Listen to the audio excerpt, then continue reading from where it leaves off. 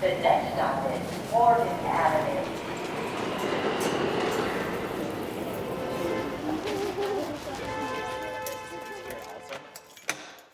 Julianne Simpson is getting home from work at her apartment in Brooklyn.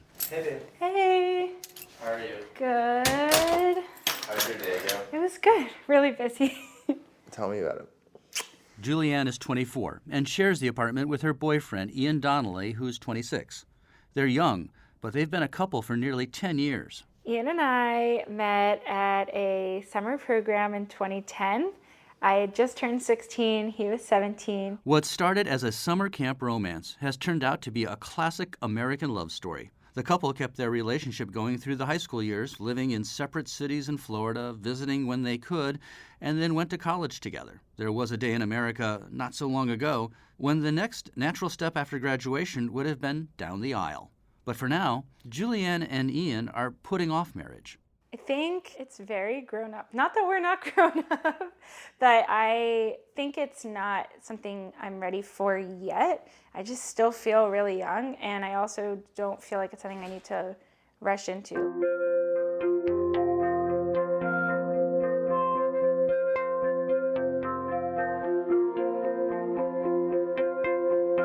For the Pew Charitable Trusts, I'm Dan LeDuc, and this is After the Fact.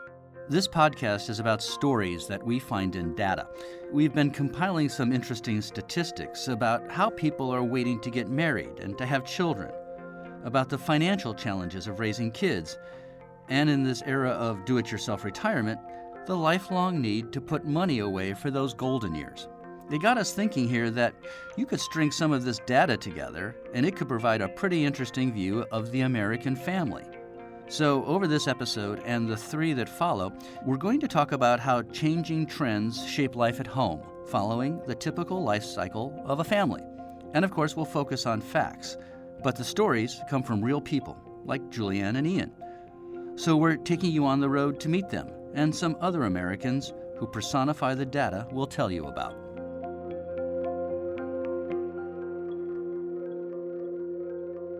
We usually look at the first step toward building a family as marriage. And that brings us to our data point for this episode, 7, as in 7 years. According to the U.S. Census Bureau, Americans on average are getting married about 7 years later than they did in 1968. That puts the average age for marriage at nearly 30 for men and close to 28 for women, up from 23 and 21 a generation ago. We'll get back to Julianne and Ian's story in a moment. But first, let's hear from marriage historian Stephanie Coontz at Evergreen State College. All the old predictors of who marriage, what makes for a good marriage, what makes for divorce, have been changing very, very rapidly.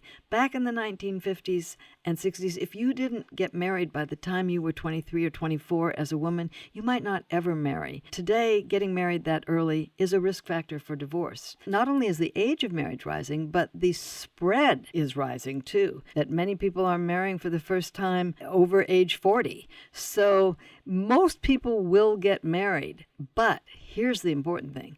It organizes less of our lives than ever before in the past. As women have gotten more education, they have postponed marriage. As they have got more work experience, and people have discovered that they would like to establish themselves in work before they get married. In the 1950s, the average couple dated for only 6 months before they got married. Now they're knowing each other longer, they're moving in together, staying together longer. This brings us back to Julianne and Ian.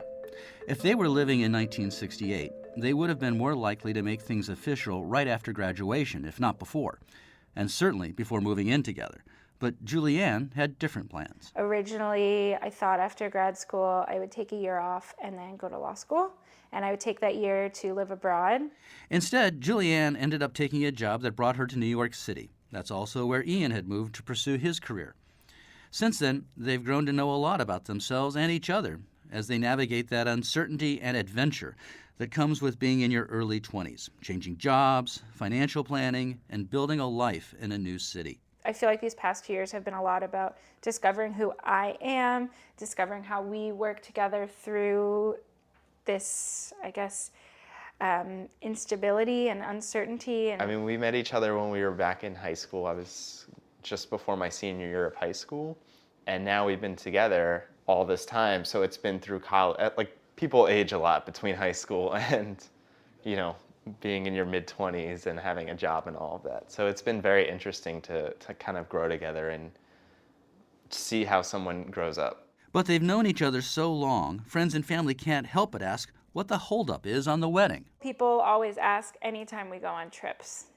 My friends from like the South especially will be like, is this when it's gonna happen? Anytime we travel. And my mom is always like, oh my God, I can't believe you're traveling. This is supposed to be saved for like a honeymoon. It's like you already had a honeymoon. And I'm like, no, it's different. And that'll be special too. But like, it's just a different understanding of like how young people are able to like do things nowadays. So what's the wait?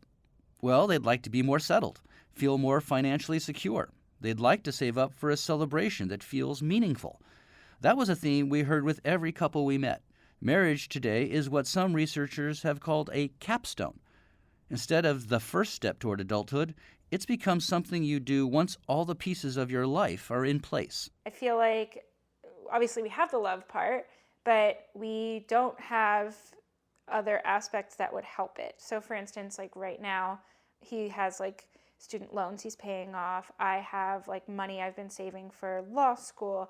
We both have been putting money away for like a rainy day fund and for travel. And I don't have a bucket for that yet. And I would love to make a bucket for that. And do you mean specifically like a wedding or? Yeah, I mean, okay. there's so much money that goes into that. Like, And is that important to you? yeah. It's not just money that's causing couples to delay marriage. It's also concern about what happens if it doesn't work out. According to the Pew Research Center, the U.S. divorce rate has roughly doubled since the 1990s among adults ages 50 and older. Many millennials have observed how older generations, sometimes even their own parents, have approached marriage, and they think they're better off waiting. I think one of the main reasons I'm holding off, I mean, if you look at it, I think in the past people were pressured to get married younger, and I think especially in this country we had a very high rate of divorce. I mean, I think people were just rushed into it. I think you have to know the person you're with, and I think that takes a while before you want to commit to somebody for the rest of your life like that. This cautious approach plays out in the numbers. The divorce rate for Americans ages 25 to 39 has fallen since 1990, dropping about 21%. I asked Professor Coontz whether living together and waiting for marriage might be behind that decline. We find that the longer people know each other, whether they're married first or cohabiting first, that combined with marrying at an older age is a huge predictor of marital stability.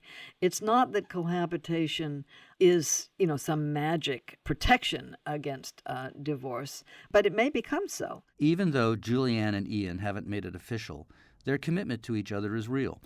In that sense, like many couples, they're redefining what it means to be a family. Yeah, he's there for me always. Anything that goes wrong or is really good, he's the first person to know about it. But I can't imagine not having him around in my life, just like I can't imagine not having my mom or my dad. I asked Julianne when they think the time will be right for marriage. I think we're both very like in the moment kind of people. I know for me, I know that I am presently very happy. Like we've just really created this really fun life together, and it's really special because he doesn't have to say much for me to realize that like I've become his favorite person to spend his days with, and that's really nice. I don't know if I ever tell him that enough, but I am aware that he really values me.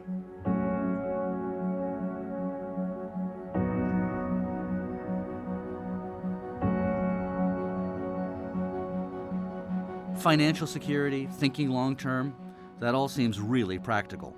But what about romance? After all, Pew Research Center data shows that love is still at the top of the list if you ask Americans why people should get married, with 88% of people saying it's a very important reason. I asked Stephanie Coontz about that.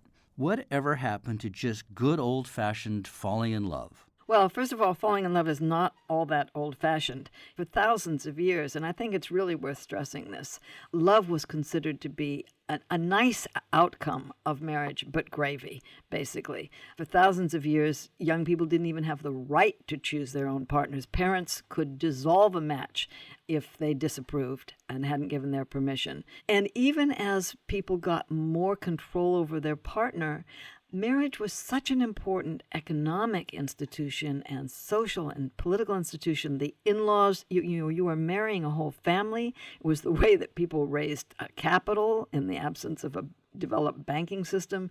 Your marriage partner was going to be your work partner when work was done at home through the farm or in small businesses. So people thought that marrying just for love was a really dangerous thing to do.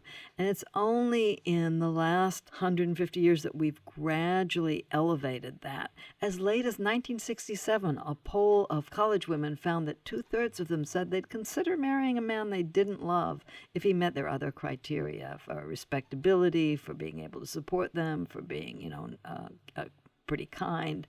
So it's really fairly recent that we have elevated love above everything else.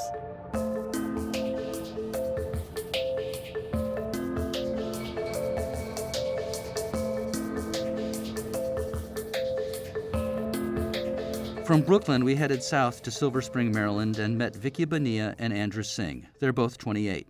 They love each other for sure. They lived together and actually got engaged 2 years ago, but there's no date yet for a wedding. Like when we first started thinking, he had a vision of, the big shebang like he's had with his family, like they spend It's such a cultural so thing, though. It much. really is. But then again, we come from Guyana, where we have parades with people walking down the street on, an elephant. And I'm like, why? Is that necessary? Vicky's family is Catholic. They immigrated here from El Salvador. I feel like all the weddings I've been have been really very traditional. The church and the reception. Him going into his culture, into his family, I think that opened up my eyes to, oh my gosh, this is real, fancy, let me put on TV type weddings. This is what I'm supposed to be doing. This is, if we get married, this is the expectation. Maybe there's some competition into, I have to live up to par to his family's vision. My family, my family's just do it in the backyard right here at your sister's house, 50 people. And I'm like, oh yeah, that's great. The delay has allowed Vicky and Andrew to learn more about themselves, how to manage finances together, and how to live side by side every day. Even though as much as I wanted to, there was something telling me, nah. We had to do a little learning. Yeah. I think during our dating time, the honeymoon phase, as they call it, I was all in it. I was just if he was to propose and get married, we would do it. Yeah. But never did I come to the realization until I got older, wow, there's things he needs to work on, there's things I need to work on, there's things that a marriage isn't just the honeymoon phase, it's whether you're going to be in it for the long run. Stephanie Coontz says she hears that a lot. Even as marriage has become less central to us as an institution that organizes our lives and they have to join, it's become in many ways more precious to us as a relationship that is negotiated, that is fair, that is intimate in ways that marriages weren't expected to in the past. So that's another reason people postpone marriage, is because they're waiting until they're absolutely sure that the right person has come along. They want to make sure that they have seen into the soul, the heart, the intellect, whatever it is they value of the other before they make that commitment. And once they have done that, they move into marriage. Vicky and Andrew say they're getting close. She knows me like the back of her hand. It's ridiculous. Honestly, she finishes my sentences. When we were younger, my views and my perception of a couple was completely different. And as you get older and you actually live with somebody else, it's oh, I don't mind doing certain things. I don't mind cooking dinner. I really don't mind it. And those little small things, kind of contribute to, I don't mind waiting. Or the laundry. Yeah. I hate the laundry. But you still do it. I know, but awesome. still. That's the sign of love. It's when you hate it, but do it anyway. Yep. Right? Hate laundry. So when will they tie the knot? Honestly, I think we're both ready to be at this point, because we actually had a conversation about this not too long ago. And I told her, I was like, baby, let's get married. I was like, let's just go to the court. I was like, whatever. I was like, I don't care anymore. I was like, we don't need to have a huge celebration. It was like, it's between me and you. And that's what counts. And, you know, he said that. And I think he's getting to the point where he's more ready. I have kind of I've stepped back a little bit in the sense of, let's do it. But remember, I'm very calculated. I wanted financial stability before I got married with someone, as well as my career or my education, make sure that I had that clocked in before I started. I started anything, and now it's getting a house. Right. I guess something in my name that said, this is where we live. Those are my solid foundations before getting married, which we're very close to. Con ninguna hija esperé esto, pero por... Vicky's mother, Ana Bonilla, will be ready. Vicky is her youngest daughter. The others followed tradition and married at 22. Vicky translates for her mother here. Las costumbres. So in our customs, it's tradition for, to get married, and then the woman leaves with her husband. But in this case, no. Are you ready for a wedding? ¿Usted está lista ya por una boda? Si no estoy lista, pues me alisto de inmediato. She says if she's not ready, then she'll get herself ready immediately.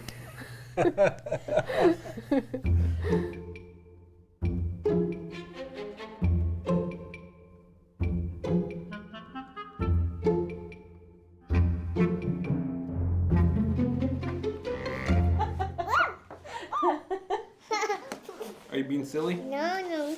Okay. Where'd you go? We're at the dinner table in Plymouth, Indiana with Ashley Garcia. She's 35, and she's with her 2-year-old daughter Naomi and her husband, Chewy Garcia. They also live with Diego and Devante, Chewy's 2 teenage sons from a previous relationship. We're happy to report there's another baby on the way, too. Today, Ashley is enmeshed in family life, but she waited until she was 31 to say, I do. 17-year-old Ashley wanted to get out of this town, wanted to be totally independent financially and otherwise, just take care of myself. I wanted 2 big dogs. I knew I wanted to live in a big city. I knew I wanted to be an attorney. I think my goals as far as success at that point in my life probably were dictated by the idea of moving up like the employment ladder, so to speak. And I just thought, okay, I'll make a partner in a big firm.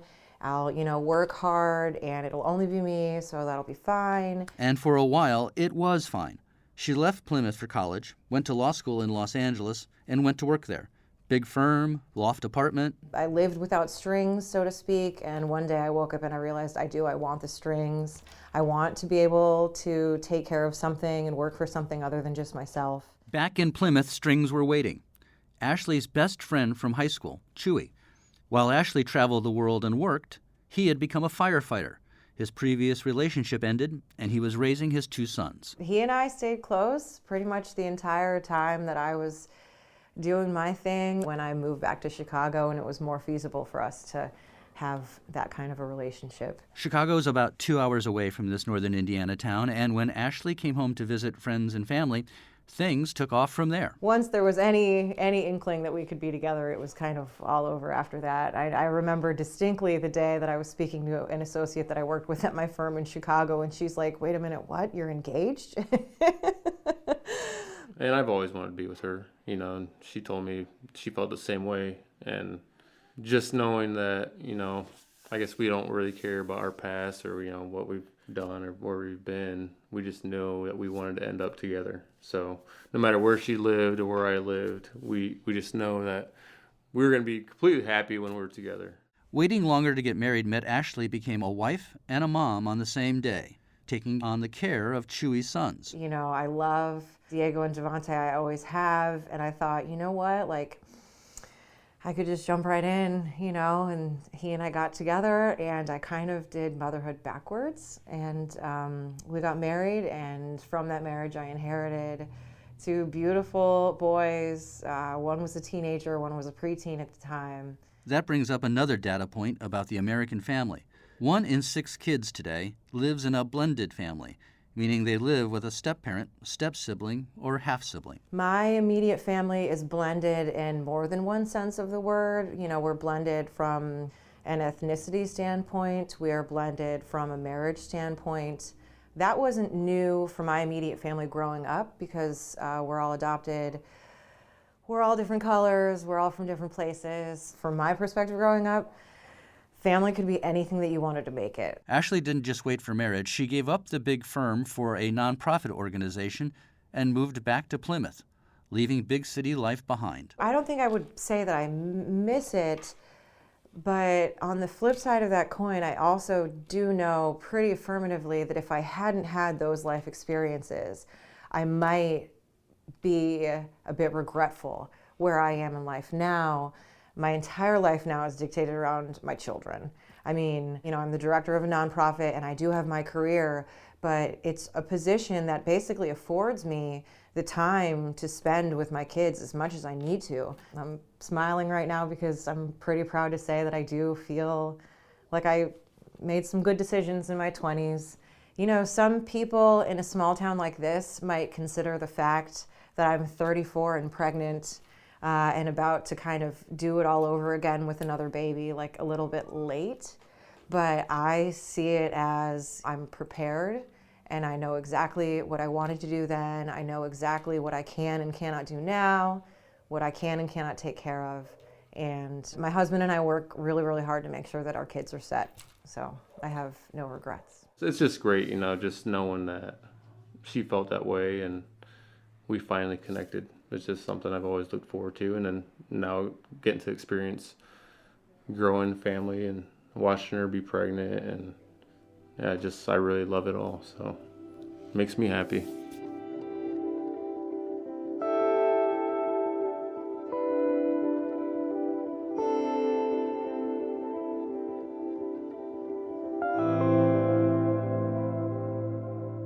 All of these couples put a wedding at the end of their to-do list while pursuing other goals throughout their 20s.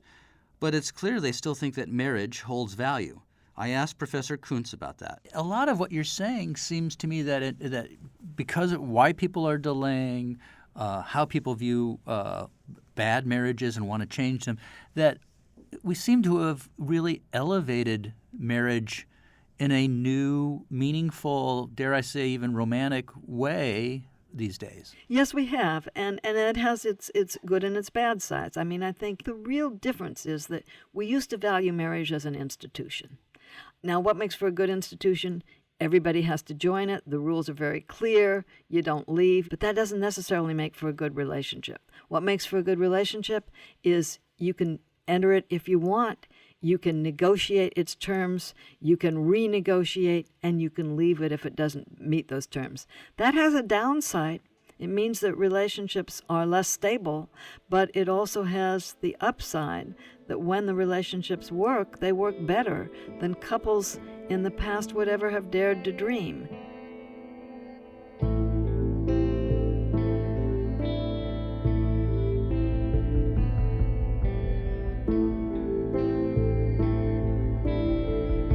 We all know the rhyme, after marriage comes the baby carriage.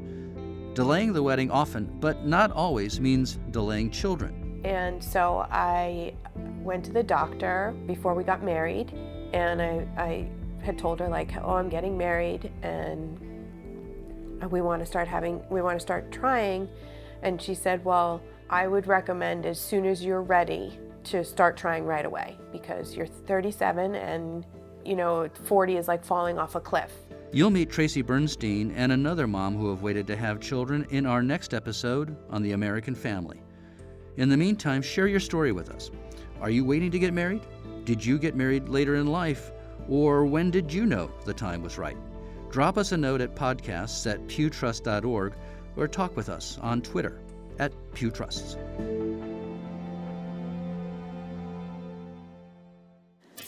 After After the Fact is produced by the Pew Charitable Trust.